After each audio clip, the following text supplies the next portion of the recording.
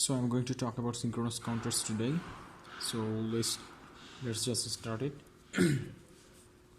So let's start with simple one, a 2-bit synchronous counter.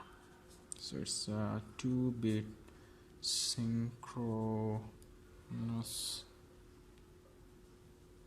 counter. So my target is to design a up counter basically. So I would write it something like this, up counter. Okay, so how to design an up counter? So first step of design is to find out the state diagram.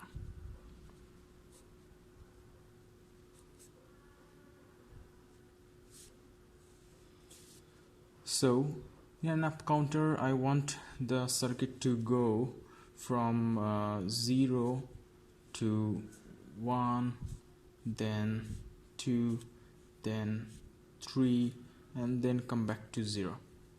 So this is my state diagram. Okay, so it's a 2-bit synchronous counter, so this 0 actually corresponds to this 0 0 2-bit, right? 0 1 1 0, then 1 1, and then this. So you may have seen that I'm not taking any input and any output, so the shift in the state would be due to the clock edge. Okay, so this is my state diagram. Now let's start with the state table. The next step, the state table. So there is 2-bit, you can see. So I take 1 to be Q1, 1 to be Q0. So this is my present state. So no inputs, just only the next state. Okay.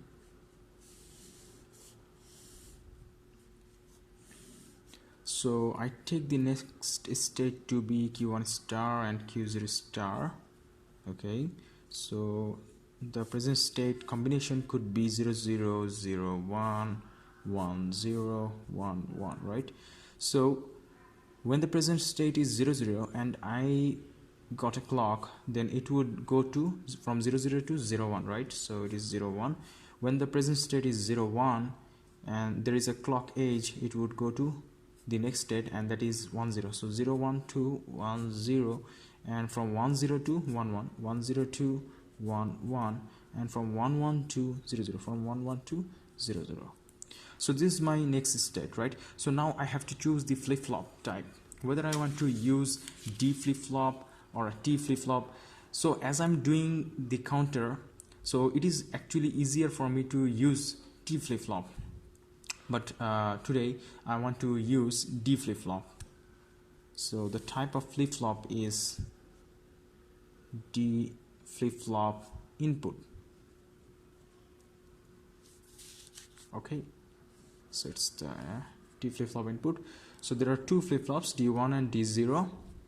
So if you recall the equations, characteristic equation of D flip-flop, it was something like this, that Q star is equals to D. So the input of the flip-flop is actually the next state. So you can write it like this: D1 is equals to Q1, right? So D, so it is something like this, and then 1 0 1 0, right? So I need to find out the expression from D1 and D0. So in order to do that, what I would do is I would do K-map. So it's a just 2 variable K-map. As you can see, my present state is of 2 bits. So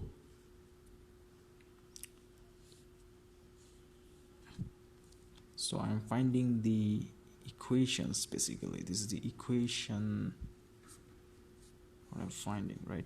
So I have only 2, right? So I have chosen the MSB to be Q1 and then Q0. So Q1 in this side and then q0, 0 1 0 1, which gives me 0 0. Then it is address of this one is 0, this cell 1, this cell 2, this cell 3. Okay, so I am finding the equation for d1 first. Okay, so for d1, which is actually q1 star, whatever you want to say, so d1, so if you can see that we have two ones, right? Here is one and here is one. This one is corresponding to the value of 0 1. That means 0 and 1, this position, right? So, and this one is located in 1 0, that means 2, right? 1 0 means 2. If you properly recall, if I write the decimal for you, so this is actually referring to 0, this is 1, then this is 2, and this is 3, right? So now we have something. So as you can see, if you have been introduced with K-map, then you know by now that we cannot take any common, right? We cannot make any larger group rather than just a single group using one. So I want to find actually SOP.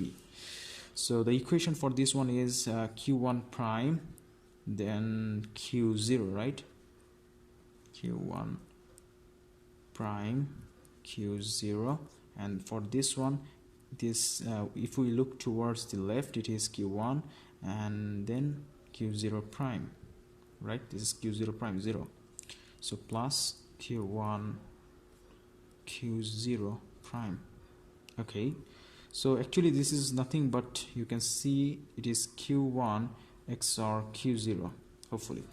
So if we wish to find the other, right, if we wish to find the, sorry, q1 q0 0 1 0 1, so this would be 0 1 2 3. So now I want to find the expression for d0. So in order to do that, I can see this is corresponding to, if you recall, this is corresponding to this point, that is 0. We have 1 at the 0 and 0 1 2 at 2, right? So here, so now you see we can actually take a bigger group. This 2 or 0, right? So now if we take a look towards left, the group actually is seeing the change in the value of q1, so there won't be any q1. But if we take a look at the upper side, it's only corresponding to this 0, which is q0 is equal to 0, which means only q0 prime, right? Okay, so we're almost done with it.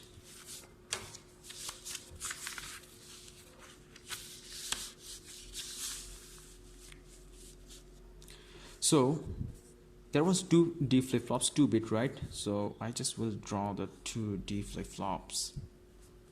So one was D1 and another was D0. So it would mean Q1, Q0, the present state. These are the present state values. So these are the clock signals, the common clock source, right? Clock. So now we know the equation to D1, which was Q1 and which was the XOR of Q1 and most probably Q0 if I'm not wrong, right? And for D0 we found out that for D0, what was it? If we recall, for D0 the equation is Q0 prime. So where is Q0 prime? So this is Q0, so there would be the Q0 prime, right? So we would just going to do that. So see that. So this is the D0 Q0 prime going to D0. So that's it. This is the 2-bit up counter, synchronous up counter. Okay, that is it.